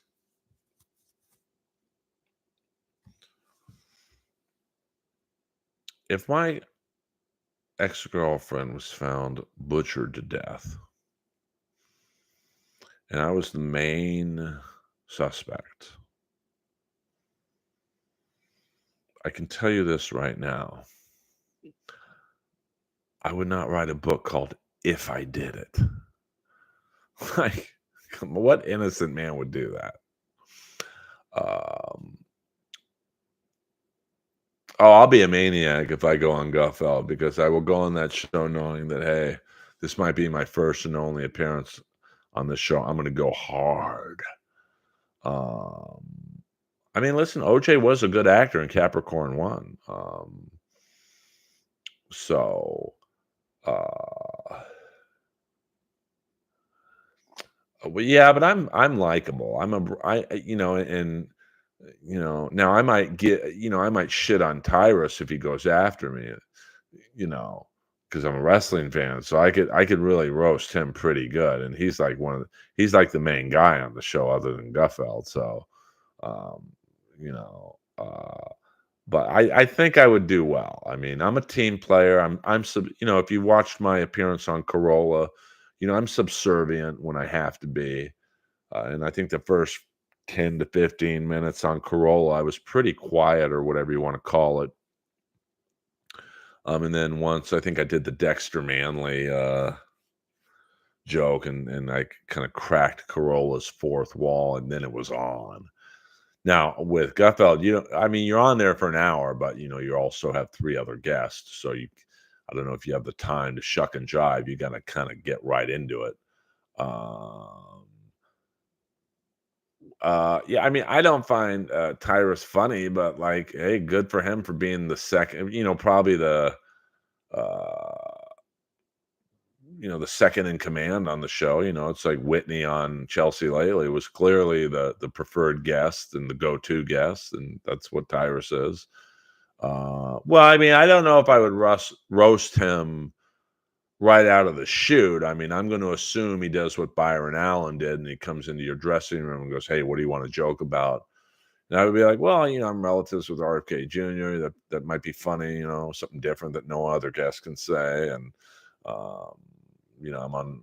I wouldn't say let's talk about roast battle, but I'd be like, I'm known for roasting people. So if you want to set me up for a line to say something, I would. Um, uh, yeah, I mean, I don't, listen, I mean, Steve O's a talker, not a comic. So, Tyrus might be a great guy. I really don't know him. I'd never met him before. So, what's your, Earl, I don't know who that is, Queen on. I saw that. My vision ain't that bad. I'm going to do an impression right now. Who's this? Hey, we're into overtime now. Have we hit the goal? Hello. Um, So, Tyrus, he could be like apparently he does comedy like on tour, so I don't know. Uh I don't know about that. I mean, I would love to be on with Kane. I'd be like, "Hey, how's Katie Vick doing?" "Hello." Um so I mean, yeah, I mean, I wouldn't say I'm pissed. I mean, do I wish it was me? Fuck yeah. I mean, I don't know what Tyrus's Instagram. I mean, he probably had a lot of followers anyway because he was a WWE wrestler. But I've gotten over being jealous of people who don't deserve what they get. I mean, if you get jealous of people in my world for what they get who don't deserve it, you'll quit. The fucking business will chew you up and spit you out quicker than the guy from One Direction. Um, But, I mean, hey, fuck it. I'm all for anyone who makes money in this business, and whether they deserve it or not. I mean, I watch. I don't watch like full episodes, but I'll watch just to see who's on it and how they're doing it. Um, but see, I think Gutfeld. Um,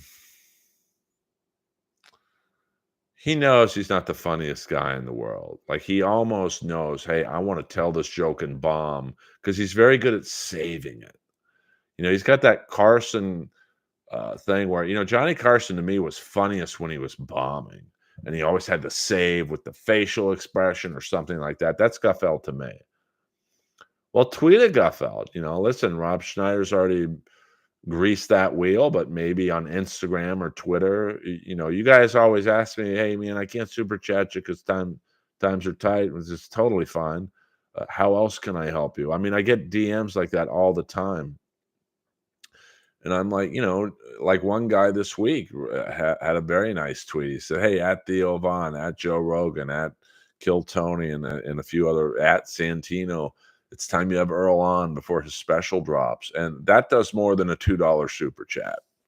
Now, maybe none of those people will have me on their podcast, but it gets me in their head. Oh, Earl has a special out? Maybe Theo will be like, fuck it. Um, but just don't overdo it. Don't go on Twitter and go, "Hey, at Guffel, you gotta have the greatest comic of all time on your show." And that's not believable. Um, but that's a great place to be in, Dr. Nova. um, Well, I know, Queen on, I won't say who I was working on this idea with, but we were trying to write what they call a sizzle reel for me to have basically no, we didn't call it Gutfeld at the time, but a show like that on the NHL network. Because the NHL network could definitely use a comic sensibility. But that idea is in limbo. Um, it's all good. Oh, and Gahon Crowder not. See, I don't know who Crowder is. Was it not Troy Crowder, the hockey player, but um, it's pretty easy. Like if you're on Twitter, you just hit message, and same thing on Instagram. But I think people sometimes DM me solo because they're embarrassed to say in a live stream, "Hey, I can't afford to like tip you or whatever, but how else can I help you?" And I just tell them, "Hey, man, like um, this business is a lot like that shampoo commercial in the was it Prel." I think it was, or Herbal Essence. You tell two people, they tell two people. Excuse me. I've never done a stream this long, so the carbonation's kicking in. Yeah, like I've heard the name Steven Crowder. I just don't know. I don't know anything about him. Um,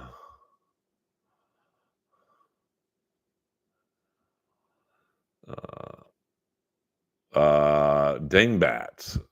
Earl being up Jesse F on MLC next week. Brennan, the registered Democrat. Well, since you straight away, 18 days away, politics has to be on MLC. Good luck. I mean, yeah, but I think Kevin respects me as a comic or whatever, I am to him, where he would let me say what I got to say. I couldn't tell you if Crowder was funny or unfunny. I don't think I've ever seen a clip of him. Matt Walsh is funny. I don't know if I know who he is either. I'm out of the loop. If you're not an LA comic, I probably don't know you. Obviously, I know New York comics like Mark Norman, Mike Lawrence, Sam Morrell, but well, I don't think outside of my one Hackamania set he's ever really seen me do stand up, but I think well, a lot of people ask me why I don't move to New York, And to be honest with you, as a 25-year comic, I'm not moving to New York to start over again.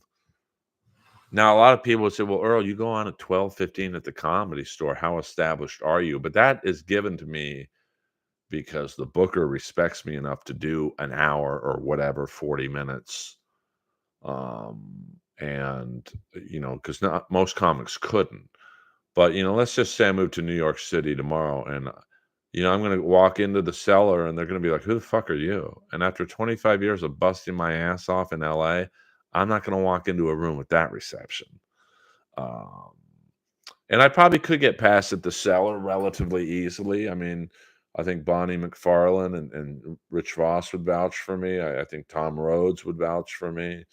I mean, I'm basically past at the stand already. But even at the stand where I'm really well loved and respected, I'd still be going on last probably, but like not in a good way. Be like, oh, you can close out frantic on Mondays. So, I although I think my personality fits New York more. New York's no bullshit with their comedy. Very few people who aren't really serious about their act survive there. And I think in LA anyway, I'm one of the more respected comics for my work ethic and all that shit. So, hey, fuck it, we'll go to 2 hours. Might be the first 2-hour Earlverse ever. So 15 more minutes, guys, and then I got to go.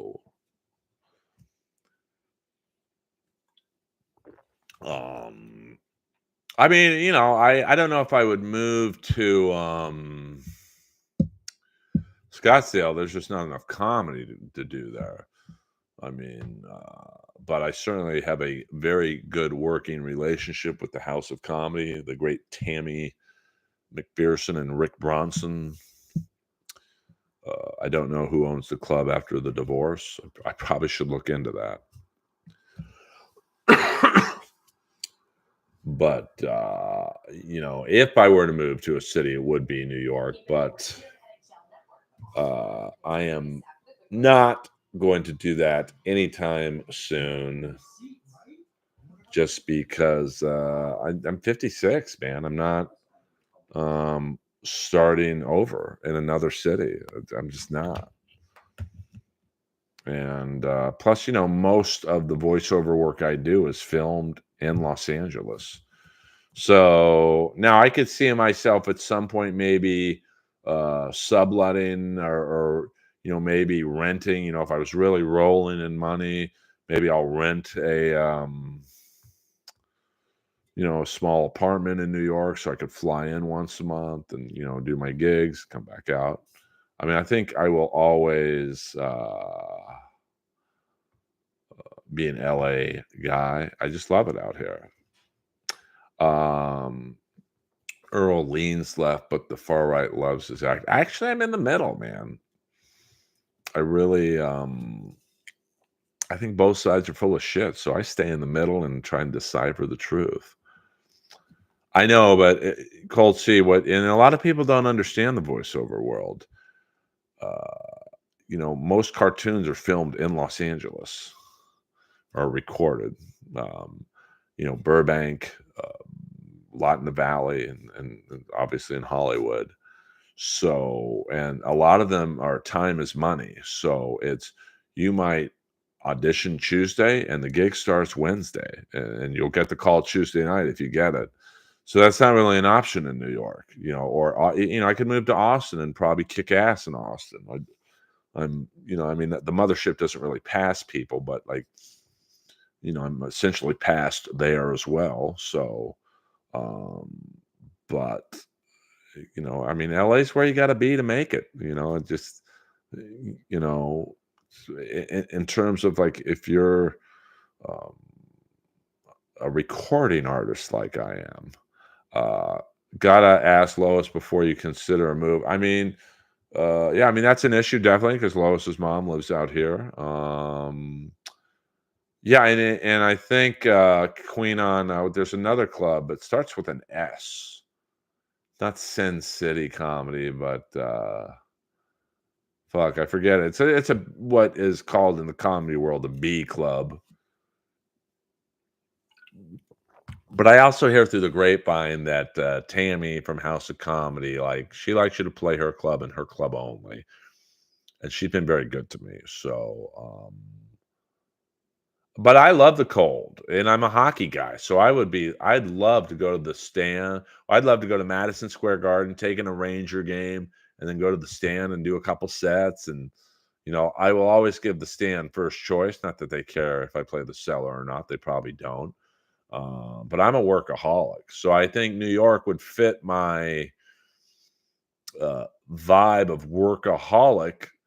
Because in New York, I mean, the last time I was in New York doing comedy, I literally did, I think, like 6 shows in about 3 hours, got paid for 5 of them. New York's very much like Austin, where you can actually make money. In LA, you can't make money doing comedy unless you're passed at the clubs. And I'm lucky enough to be passed at every club in the city. Even the Laugh Factory, which I haven't gone up at in years, I could get spots at if I wanted. I just, the comedy store treats me incredibly well. I mean, I'll make more money tomorrow night. Saturday night, the show's usually sold out. So you split the door with the comics. So, you make a nice check. Um, I'll make more money tomorrow night doing 1 hour stand up than most road comics. Yeah, most feature acts on the road will get about 500 a weekend. 4 shows, you get paid $100 a show. Unless the headliner gives you a couple extra bucks. Um, so in 1 hour, I'll make what most road comics will make if the show is close to sold out.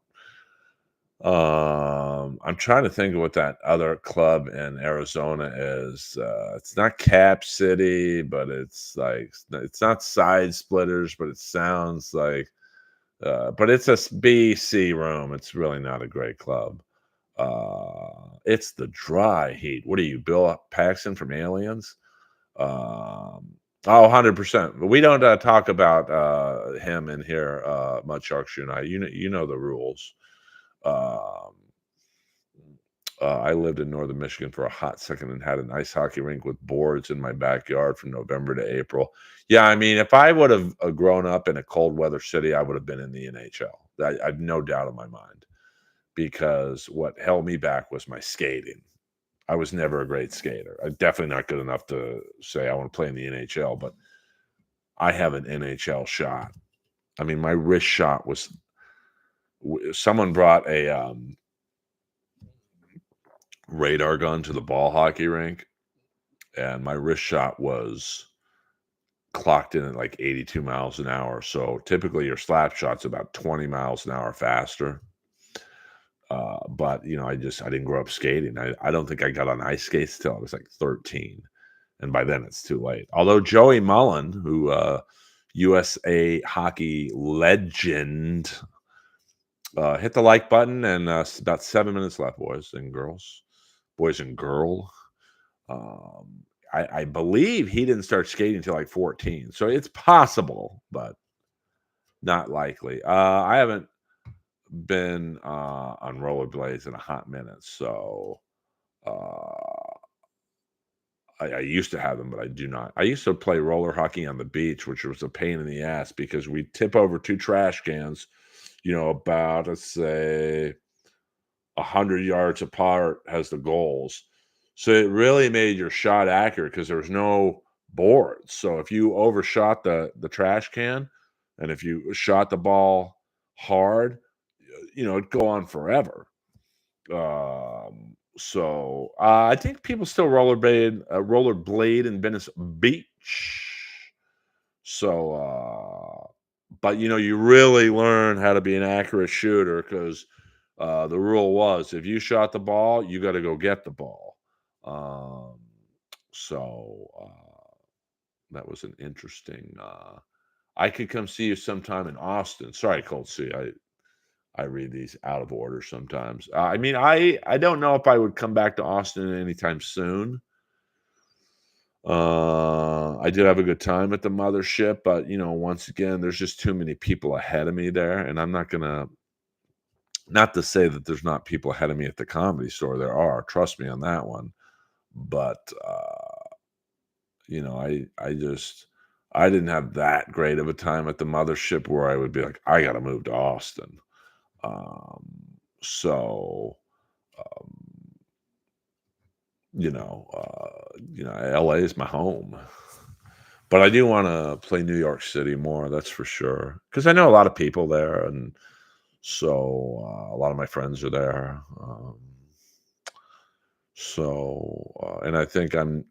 and I'm certainly not a famous comic, but I think enough, New York comics and New York comedy fans know me where if, I walked into a room, it would be like, "Hey, Skakel, do you wanna go up? Maybe close the show out, or you wanna go on after a tell?" Or whatever. I mean, uh, I was in Austin for one night. I had a good time. And everything I do is in Austin. There's an Equinox right by the mothership. There's a great outdoor shopping mall that I could definitely do some damage in. Um, and my one of my best friends, Adam, is there. Um, and the fans treated me really well. I mean, I remember the day after I played the mothership, I'm just walking around the city, and people would be like, "Skakel," because I had had a really good set at the mothership. I'm not going to say I killed, but I did pretty well. Well, I think a lot of the LA comics who moved to Austin will eventually go to LA again because, listen, Rogan can only take care of so many fucking people. And, the line is deep. And, I fit that category of, there's probably a waiting list of 100 people who want to go on the Rogan experience. So, I've always had, I think I would do well with women in Austin, because I have that LA vibe. And, listen, LA is a selling point if you're in Austin or, even chicks in New York. Oh, you're from LA? Um, I don't know about that, my lost interest. I mean, he was there the night I was there. And he was very nice to me. I mean, I walked into the green room, which in and of itself is a major deal. If you can walk into the green room, you're like a respected comic because you have to, I'm assuming it was Joe's bodyguard. He has to approve of you. And I had never met him. And he said, go on in. And Joe got up instantly, gave me a big hug. Hey, welcome to the club. You need anything? He bought everyone dinner that night, burgers. And this was like, you could tell this was like a $30 burger. Um, I don't know how often he comes to the club or not, to be honest with you. 2 minutes, guys, 2 minutes. Well, Dr. Nova, I can't comment on that. We don't do that kind of talking here, Dr. Nova. Um, I would say when I was in Austin, it was very humid. I've been twice. I went about 2 years ago and did the Vulcan Gas Company. I think they were just starting to build the mothership or formulate the idea of it. And Red Band's Comedy Club's awesome. The Sunset Room, I guess. But I don't think I could be around Kill Tony comics on a permanent basis. I hated being around that fucking crowd when they were at the Comedy Store because they all walk around the Comedy Store at that time with just such a sense of entitlement. And I'm sure in Austin it's even worse now that the show's a lot bigger. That's all good, Dr. Nova. We got 45 seconds, kids. Got any last minute questions? Let me know. And if you don't, that's fine too. We'll probably do a stream tomorrow. I got a spot tomorrow night at the Comedy Store. So that's at 12:15, and probably around we'll try 3 or 4. Although, there's more people in here right now than I thought there would be on a Friday night. Um, so maybe I can move to Abilene, Texas, and be roommates with Tex Cobb. Thank you, JFMC. Ethel was a great woman. 96 years old. She was not cheated. And I mean, in terms of David Lucas, it just seems to be kind of a recycling of Patrice O'Neill. But I've been told I'm recycling Stephen Wright and Robert Schimmels. Oh, Peter Chicken Man Brennan. Shit. I'm just about to end the stream. Favorite blackface entertainer, X-Pac or Silverman? I'll go with Ted Danson. Hello. No one can find Tex. My buddy who's a federal judge couldn't find Tex Cobb. And my buddy, the federal judge, could find a booger on the way to Vegas. Yes, Aunt Ethel was awesome. And I'm not going to lie and say I was like great friends with her. I mean, I hadn't seen her since my parents' funerals in 98, but I loved her a lot. She's in Hyannisport. Like, I'm never there. Dingbat, RFK Jr. for the win. Fuck Leslie Jones.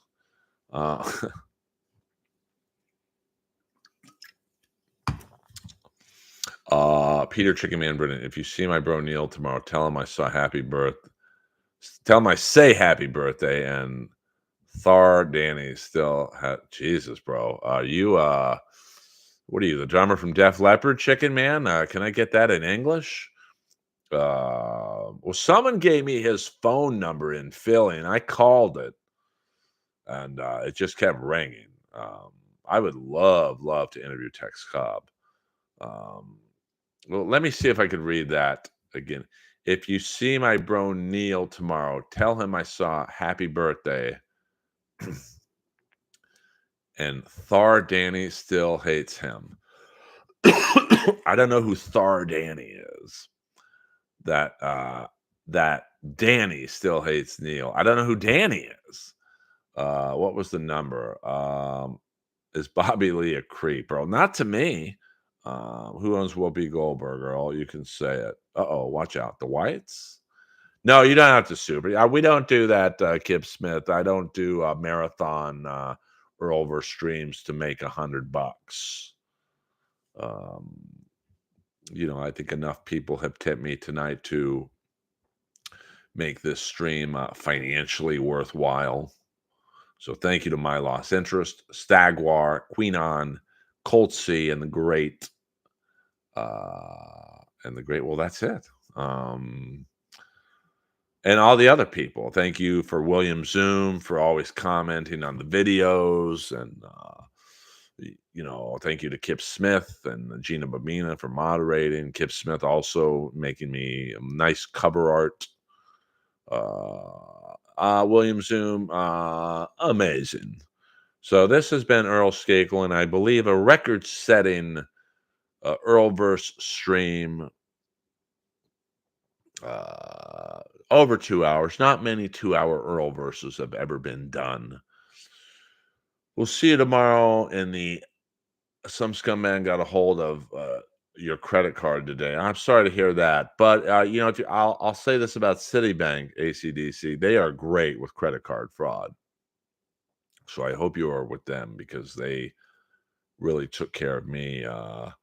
When I randomly, I never check my account, but for some reason I went on Citibank just to see if something cleared, and I started seeing all these weird charges on my credit card. Like, wait, $500 at 7-Eleven. So Chad enters the chat.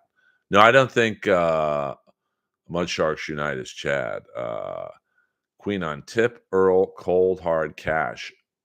The money, honey. I got Capital One Bank. Well, I'm not sure how they are. We'll do another 40 more seconds. At least that will accomplish something. 100% Dr. Nova. I'll rub one out at the same time. What's the I don't know, but thank God, Citibank was, amenable to my side of the story, because, credit card fraud, it's like getting mentally raped. So we got 10 seconds left. Let's do a countdown. I love you all. 7, 6, 5, 4, 3, 2, 1. Good night.